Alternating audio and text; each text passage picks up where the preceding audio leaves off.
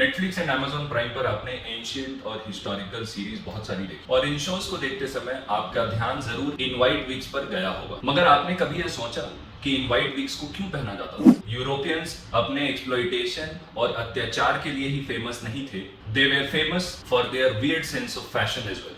ऐसे में 17th century में हेयर रिलेटेड फैशन जो था वो काफी एक्सक्लूसिव हो गया और बालों की जो ग्रूमिंग है और स्टाइल है वो एक अच्छे अपब्रिंगिंग या अच्छे क्लास की निशानी बन गई। विग्स वैसे तो बॉल्डनेस यानी कि गंजेपन को छुपाने के काम आती है, मगर यूरोप में 17th सेंचुरी में एक बीमारी जिसका नाम था syphilis, it was a kind of sexually transmitted disease, पूरे यूरोप में स्प्रेड हो रही थी, जिसके अनेकों सिम्टम्स में से एक सिम्टम था baldness. Syphilis was embarrassing and baldness was even more embarrassing. इस एम्बैरेसमेंट से बचने के लिए two kings started putting on wigs और यहीं से इस फैशन की शुरुआत हुई। French king Louis the 14th 17 साल में ही अपने सारे बाल खो चुके थे और उन्होंने 48 विग मेकर्स को इनवाइट किया अपने लिए विग डिजाइन करने। उन्हीं के cousin king Charles the second जो कि इंग्लैंड में थे, उनके भी बाल जो है वो सफेद होने लगे। रीजन ऑब्वियस था, सिफिलिस का, और उस दौर में जहां protected sex was not a common thing,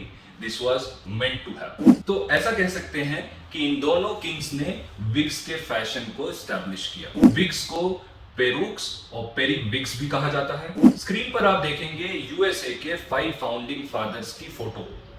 अब यह सवाल आपके लिए है कि इन 5 फाउंडिंग फादर्स में से किसने विग नहीं पहनी है?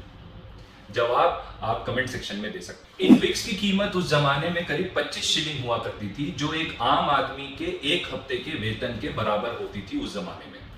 ये थे कॉमनली यूज्ड विग्स। अब इसमें एक सुपर विग्स का भी कॉन्सेप्ट आता है जिसकी कीमत 800 शिलिंग्स थी। आज के जमाने में 800 शिलिंग्स जो है वो ऑलमोस्ट 7-7.5 लाख रुपए में तब्दील होते हैं। आज मेरे जैसा आदमी 7-7.5 लाख की गाड़ी खरीदने से पहले 10 बार सोच रहा है। 17th सेंचुरी में यूरोपियंस उन पैसों की विग्स पहना करते थे। विग्स बनाए जाते थे हॉर्स, गोट, याक और ह्यूमन हेयर से, और क्योंकि इसमें बदबू बहुत ज्यादा होती थी, इस बदबू से बचने के लिए उस पे पाउडर्स और सेंट्स का प्रयोग किया जाता था। 18th सेंचुरी तक आते आते विग्स का फैशन जो था वो धीरे धीरे कम हो रहा था और इसके 2 बेसिक रीजन होते हैं। पहला रीजन ये होता है कि कोई भी चीज अगर एक्सक्लूसिव है तो उसके ऊपर टैक्स लगाया जाएगा, तो इंग्लैंड में विग्स के ऊपर टैक्स लगने शुरू हो गए। और दूसरा कारण बना एनलाइटमेंट। उस दौर में एजुकेशन जो था वो अपने विस्तार पर था, जिससे जो वहां के एजुकेटेड क्लास थी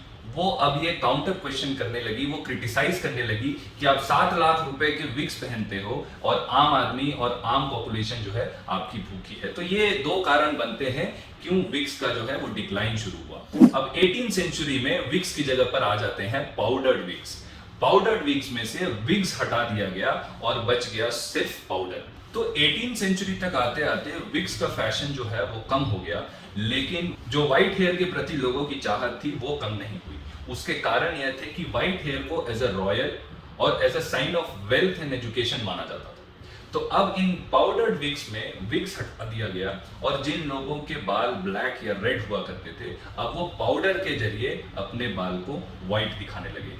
इस समय जो है वो यूएसए में आपको पाउडर्ड विग्स बहुत ज्यादा पॉपुलर दिखेगा। आज की डेट में यह विग जो है सिर्फ आपको नेटफ्लिक्स या Amazon प्राइम या कोई भी मिडाइवल हिस्ट्री का शो जो चल रहा होगा या कोई सीरीज चल रही होगी उसमें आपको दिखेगा, या बहुत रेयरली आपको ब्रिटेन में कुछ लॉयर्स या बैरिस्टर्स जो हैं इस विग का इस्तेमाल करते हुए दिख जाए। लेट अस नो कि आपको यह विग्स के बारे में इंफॉर्मेशन कैसी लगी। Please like, share and subscribe our channel. Thanks for watching.